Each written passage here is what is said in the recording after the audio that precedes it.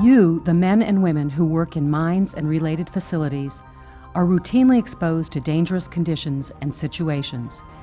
You must always be alert to a constantly changing environment filled with hazards that can injure and even kill in seconds. Noise is a hazard that can diminish or destroy your hearing. Noise can mask sounds that you should be hearing. Noise can cause you stress, give you headaches, and affect other parts of your body. This video will introduce you to the basic requirements of MSHA's Occupational Noise Standard. We'll also discuss how noise impacts your health and how to help protect yourself. It's important to remember that work-related hearing loss is preventable. Let's look at the provisions of this regulation. Noise exposure assessment, action level, permissible exposure level, dual hearing protection level, hearing conservation program, hearing protectors, audiometric testing and training. These points will be covered throughout this video. One of the key elements of the noise rule is developing a hearing conservation program when noise in your work areas reach certain levels. Noise is defined as annoying sound or unwanted sound, but in the mining environment, it can prove to be harmful sound. What are the harmful effects of too much noise? It can cause hearing loss, but other things can also happen. For example, let's eavesdrop on a typical day in the life of John. Dad, can you pick up some wood dowels on your way home from work for my science project? Sure, okay. Have a good day at work, Dad. See you this evening. I should have asked her how many red towels she wants. Another one of those weird science projects, I guess. I'll get her a couple, that should be enough.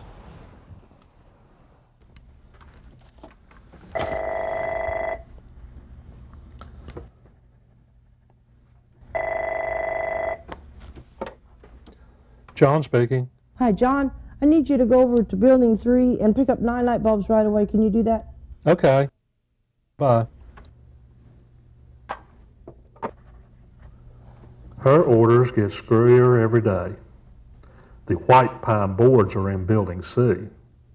Wonder how many we really need.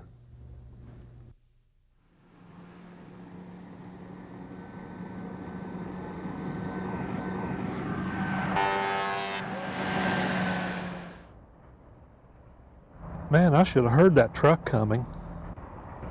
You know, maybe I need to get my hearing checked. John has likely suffered a hearing loss, and if he's lucky, it is just a temporary or slight hearing loss. Let's look at how the ear works and see if we can find out if that's what happened to John. First, let's look at the mechanics of sound. Sound can be described in two ways, in terms of frequency and intensity. Frequency is measured in hertz or cycles per second, and intensity is measured in decibels.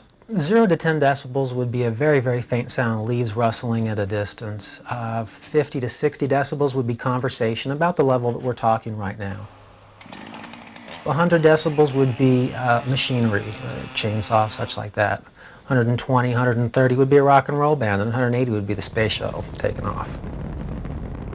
Vibration occurs, moves along the air, your ear picks it up, moves your eardrum, rocking those 3 tiny little bones. The 3 tiny little bones push into a fluid-filled chamber called the cochlea, displacing the fluid and tickling a bunch of little hair cells. These hair cells are the sensors that send the vibration up to the brain that allow you to hear. Hair cells act as amplifiers and shock absorbers, amplifiers that allow you to hear very, very faint sounds that otherwise you would not be able to. It's those that get damaged primarily with noise, and once they're gone, you lose the ability to hear soft sounds and also the ability to tolerate loud sounds. John should try to find out whether he has any hearing damage and what he should do about it. He'd find out just the same way you can, by taking a hearing test, which is also called an audiometric test. I'm one of the audiologists here. I'll be testing your hearing today. Have you in fact been exposed to noise in the last 14 hours? No, I haven't, doctor. In this profession, we like to differentiate temporary shifting of hearing from permanent shifting. The only way we can know that we're not measuring a temporary shift is if you've been away from noise at least 14 hours. I understand. Very good. The results of this test will show whether you've lost any ability to hear certain sounds at a range from high to low frequencies. For instance, one of the first frequencies usually lost is the 4,000 Hertz frequency range, near that of a conversational speech. Typical sounds in that range are high-pitched, like the voices of women and children. Yes, it is. The graph of hearing that we've just performed on you. John was lucky this time because he hasn't experienced any permanent hearing loss. We would recommend strongly the wearing of hearing protection when you continue to be in these excessive noise situations. When you're exposed to noise over a long period of time, it will most assuredly damage your hearing. But I'm used to the noise. Constant exposure to loud levels of noise will not toughen your ear at all. It will damage it. And some sounds will no longer be audible to you. Therefore, you think you're tough in it, but you're not. You're losing your hearing. Hearing aids help in some cases, but all they do is make sounds louder. They can't fix any damage to the ability to recognize and understand various sounds. The best approach is to do all you can to prevent hearing loss. Once the loss is permanent, there is no way to restore it. So, how can you prevent hearing loss, or at least prevent any hearing loss you may already have from getting worse? Who is responsible for protecting your hearing? The answer is both you and your employer share the responsibility of protecting your hearing. To prevent noise-induced hearing loss among employees, your employer must evaluate your work environment, determine the noise levels, and inform you what your potential noise exposures are. Your employer must provide engineering or administrative controls to reduce exposures if the noise output in your workplace averages more than 90 dBA. If your average noise exposure is 85 dBA or more, a hearing conservation program will be established, and you will automatically be enrolled in this plan.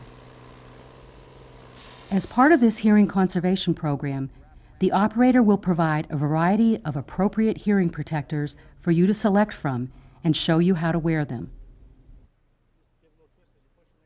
Your employer will offer you the opportunity to get your hearing tested periodically, at least every 12 months while you're enrolled in the hearing conservation program.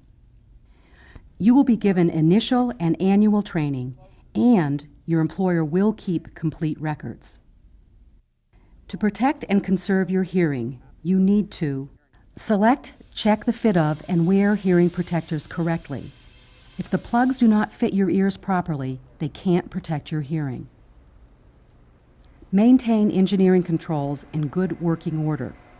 For example, if you're a truck driver in an environmental cab, leave the windows up to keep surrounding noise out. Promptly report needed repairs and replacements for controls. Comply with administrative controls. That is, if a work shift is split between you and a coworker in order for your noise exposure to be greatly reduced, work only the time you are scheduled for. Take advantage of hearing testing and avoid noisy situations off the job unless you are wearing adequate hearing protectors. Remember, hearing protectors are your last line of defense against the hazard of noise. These plugs and muffs and all these hearing protectors are designed to screen out different types of frequencies.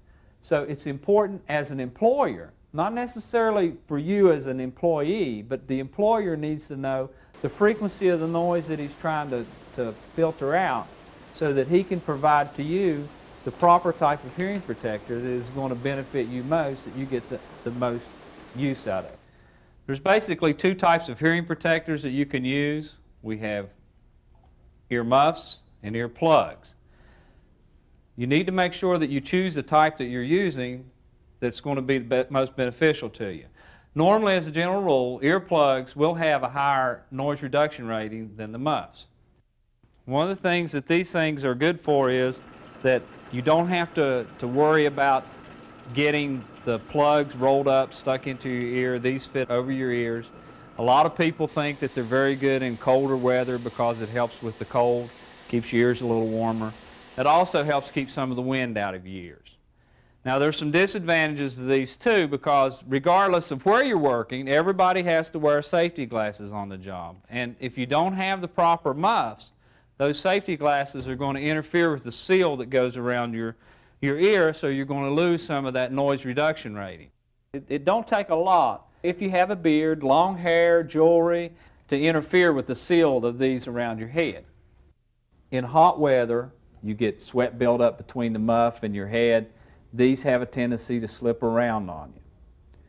The other thing that does to these muffs is that causes deterioration of the muff. That's why it's always very important before you put the muffs on that you examine these just as you would any other safety equipment to make sure that it has been maintained properly, that the seal is in good shape, that the foam on the inside is as it's supposed to be and hasn't been deteriorated or, for that matter, taken out. Because if it's not maintained properly, you're not going to get the protection that you need. You can also get a type of muff that's attached to the hard hat. So you don't always want to be wearing your earmuffs or earplugs, and this particular model is very easy to use. It's kind of handy to have the thing attached, that way you also don't lose them. So it's important that when you're using a pair of muffs that you actually use them as they're intended. Some of them are over the head, some of them fit behind your head. So you want to make sure that when you're using a pair that you use it as it's designed, because you don't get the full benefit of the NRR factor, noise reduction rating, if they're actually not worn properly. Now, one of the other things that we want to talk about, the foam-fitted plugs. This is an extremely popular type of plug that's used. When you're taking the plug, you have it rolled up. You're supposed to take the plug in your hand, go over the back of your head, pull your ear out, insert the plug, and then let loose. What happens then is as you let loose, the foam will actually spread out and will actually fill the canal up for you. So this is an advantage of this type of a plug. Now one of the disadvantages is that if you have to make any adjustments to the plug, it has to come out. So there's not really any adjustment you can make with it. We have other types of plugs that are in fact connected by the string, so when you take the plug out, you don't lose it. This particular one hooks on the end of your eyeglasses, right off of the ears of your eyeglasses, so that when you take them off your glasses, they're going to hang and they're going to be real handy for you to use. It is so important that when you pick out a set of hearing protectors, that you pick out something that fits you, that you're comfortable with. You should have an array of protectors to choose from. No two people's ears are alike. You may have two ear canals that are actually even different sizes. Again, that's one of the advantages that some people like about an ear muff. You don't have to worry about the size of the ear canal when you're fitting it. That's one of the advantages that people have with the foam-fitted plugs, because they will adjust to the size of your ear. That's why these come in different sizes. Now, if you have the ones that are separate as this pack comes, where that they're individual, you can get different sizes for each ear. Now, you're not going to wear these if they're not comfortable, just like you won't wear a pair of shoes that don't fit your feet. If the earplugs or the hearing protectors that you're using aren't comfortable, you're not going to use them. So you get no benefit of them if they stay in your case or in your shirt pocket. You've got to wear them to get the benefit from them. So you want to make sure that when you pick out a set of hearing protectors, that it's very comfortable. When you're using any type of a plug that you have in your ear, you need to be very cautious when you remove those. You just don't want to jerk them out. It'll pop, and it will cause your ear to pop, and you can actually harm your ear by pulling these plugs out too quickly. If you get it in there and it's not comfortable, you can twist them. And when you twist them, it lets that trapped air that's pushed inside when you put it in, it allows it to escape, and you still have a real good seal. And always use a clean pair of hearing protectors. These are washable, they are reusable. However, they will wear, they will deteriorate. So if that does happen, you want to get rid of them. And we know that the mining industry is not exactly the cleanest industry in the world. You're going to get dirt and you're going to get foreign matter on this. And sticking that stuff back into your ear can cause you some problems with your ear. Not just the hearing, but actually you can get infections and other type of auditory problems that can develop from that. If you can't get a good fit with any particular type of plug, you can go to an audiologist and they will form-fit plugs for you. The other thing that you need to be knowledgeable of is the area that you're working in and the noise levels. You can wear dual hearing protection, so you'll have the plugs in and the muffs on. A lot of people find that this is one of the most preferred ways in a noisy area to protect your hearing. It's extremely important when you're choosing a pair of hearing protectors that you get the right hearing protector that has the right NOR value. What I'd like for you to do what we want to refer to as a fit check on these plugs and muffs. So take the earplugs and put it in either ear, I don't care right or left, okay? I want you to roll it in, get you a nice fit. And then what I'd like for you to do is I'd like for you to count to 5, loud enough to where you can hear yourself pretty well, and see if you can see a difference between the left and the right ear, the ear that you have the plug in and the ear that you don't. 1, 2, 3, 4, 5. Can you Yes, tell sir. the difference? I can tell the difference? Very good. After you do that, I want you to put it in the other ear and then see what kind of a difference you get.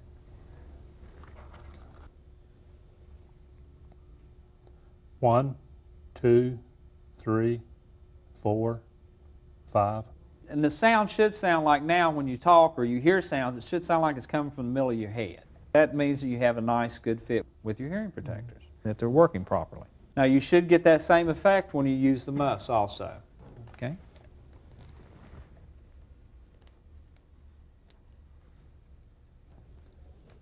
One, 2, 3, 4, 5.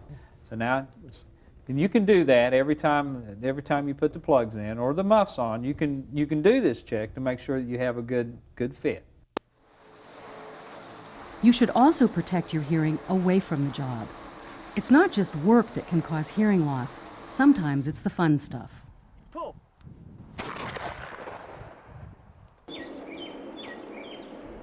Listen.